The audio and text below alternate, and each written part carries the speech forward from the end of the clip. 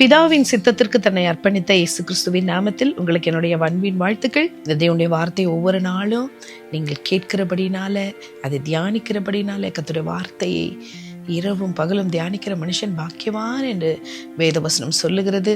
இந்த ஒரு பாக்கியவான்களாக, பாக்கியவதிகளாக கர்த்தர் நம்மை வைத்திருக்கிறபடினால் நான் கர்த்தரை நன்றியோடு ஸ்தோத்தரிக்கிறேன். தொடர்ந்து உங்கள் பிரயாசங்களை கர்த்தர் ஆசீர்வதிப்பாராக. நம்மோடு பேசும்படியாய் பரிசுத்த ஆவியானவருக்கு நம்ம விட்டு கொடுப்போம். யோவான் எழுதின சுவிசேஷம் 11ஆம் அதிகாரம் 7ஆம் வசனத்திலிருந்து 10ஆம் வசனம் வரைக்கும் இன்னைக்கு நம்ம தியானிக்க போகிறோம்.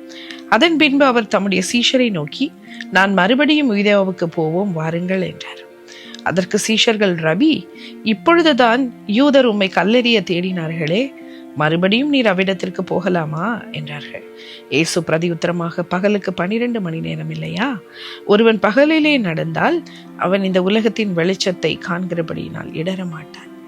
ஒருவன் இரவிலே நடந்தால் தன்னிடத்தில் வெளிச்சம் இல்லாதபடினால் இடருவான் என்றார். எனக்கு பிரியமான சகோதர சகோதரிகளே, இந்த நாளிலும் இயேசு கிறிஸ்துவனுடைய இடத்துல அன்பாய் இருந்த இந்த மரியாள், மார்த்தாள், லாசரு, 3 பேரை கர்த்தர் ரொம்ப நேசிச்சாரு.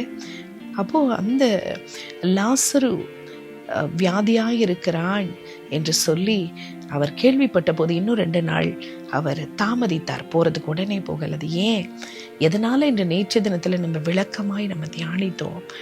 தொடர்ந்து நம்ம பார்க்கிறோம், இயேசு கிறிஸ்து கொஞ்சம் டிலே பண்ணிட்டு சீஷரை நோக்கி சொல்றாரு, வாங்க யூதேயாவுக்கு போலாம் அப்படின்னு சொல்லும் போது சீஷர்கள் சொல்றாங்க, உங்களை இப்பதான் அவங்க கல்லெறி அங்க உள்ளவங்கலாம் வகை தேடினாங்களே, திருப்பி உங்களுக்கு நீங்க அங்க போகணுமா, போகக்கூடாது இல்லையா அப்படின்னு சொல்லி சீஷர்கள் பயந்து போனாங்க.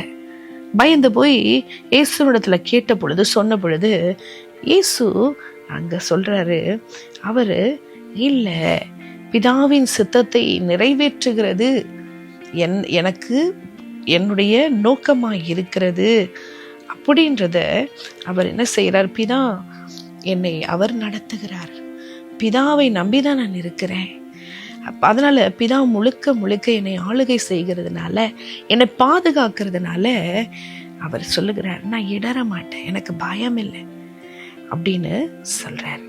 பாருங்க, அது அழகா அவங்களுக்கு சீஷர்களுக்கு அவர் சொல்லுகிறார். 12 மணி நேரம் பகல்ல நடக்கும்போது இடற மாட்டோம், ஏன்னா வெளிச்சம் இருக்கிறது.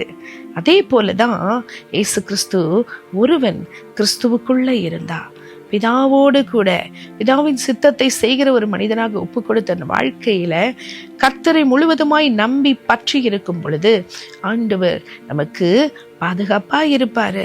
அவர் நம்மள சரியான பாதையில பாதம் இடராதபடிக்கு, கல்ல இடராதபடிக்கு அவர் பாதுகாத்துக் கொள்ளுவார் என்பதை இயேசு அங்கு சொல்லுகிறார். இதுல நம்மளுக்கு என்ன கற்றுக்கொள்ளுகிறோம்? இயேசு கிறிஸ்து பிதாவின் சித்தத்தை செய்கிறதுலதான் கவனமா இருந்தாரே தவிர, அவர் தனக்கு வருகிற அந்த உபத்திரவம், பாடு, அந்த சூழ்நிலையை பார்த்து அவர் என்ன செய்யல, பயப்படலை. விசுவாசம் இருக்கிற இடத்துல பயம் இருக்காது என்பதை நம்ம அநேக வேளையில நம்ம தியானித்திருக்கிறோம்.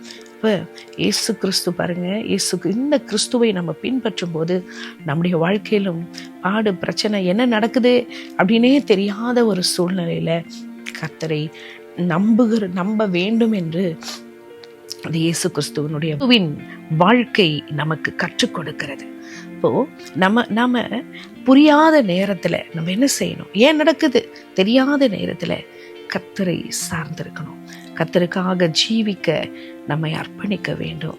அது மாத்திரமல்ல, அவருடைய பாதையில அவருடைய வேலைக்காக நம்ம காத்திருக்க வேண்டும். அவரை சார்ந்து, அவரை நம்பி நம்ம காத்திருக்கும் போது ஒருபோதும் அவர் நம்மை வெட்கப்படுத்த மாட்டார், ஒருபோதும் நம்மை கைவிட மாட்டார்.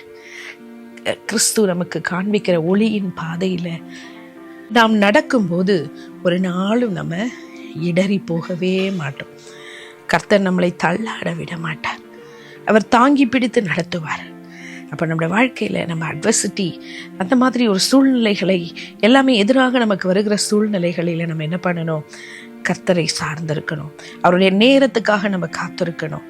அது மாத்திரமில்ல, இயேசு கிறிஸ்துவை நம்ம பின்பற்றணும். கஷ்டமான சூழ்நிலையிலும் அவரை பின்பற்றணும். அவருடைய வல்லமையில செயல்படும் போது நிச்சயமாக ஆண்டவர் பரிசுத்த ஆவியின் வல்லமையினால நம்மை நிரப்புவதோடு மாத்திரமல்ல, ஆவிக்குரிய பாதையில, நீதியின் பாதையில, நித்திய பாதையில நம்மை வழி நடத்துவார். நம்முடைய ஆத்துமாவை பாதுகாப்பார். நம்மை ஆவியில உள்ளான மனுஷன் பாதுகாக்கப்பட கர்த்தர் உதவி செய்வார். நம்முடைய வாழ்க்கையில் அவரை நம்பும் போது எல்லாவற்றையும் சகலத்தையும் நன்மைக்காக மாத்திரமே செய்வார் என்ற உறுதியான விசுவாசத்தை கர்த்தர் நம்ம ஒவ்வொருவருக்குள்ளாக இன்றைக்கு வைக்கும்படியாக அவரை நோக்கி பார்ப்போமா? எங்கள் அன்பின் தெய்வமே, இன்றைக்கு நாங்கள் கற்றுக்கொண்ட இந்த பாடங்களை ஆண்டவரே எங்கள் வாழ்க்கையில் செயல்படுத்த கர்த்தர் உதவி செய்யும்.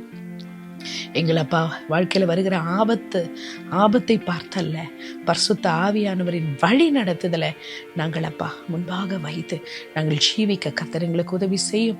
பிதாவின் சித்தம் செய்வதே எங்கள் நோக்கமாய் விருப்பமாய் இருக்கட்டும் ஆண்டவரே. அப்படிப்பட்ட ஒரு வாழ்க்கை வாழ உதவி செய்யும்.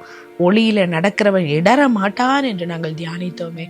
ஒளியின் பிள்ளைகளாய் கிறிஸ்துவின் வெளிச்சத்துல நடக்க, நம்பிக்கையோடு நடக்க, உறுதியாக உம்மை பற்றிக்கொள்ள கர்த்தர் எங்களுக்கு உதவி செய்யும், பலப்படுத்தும்.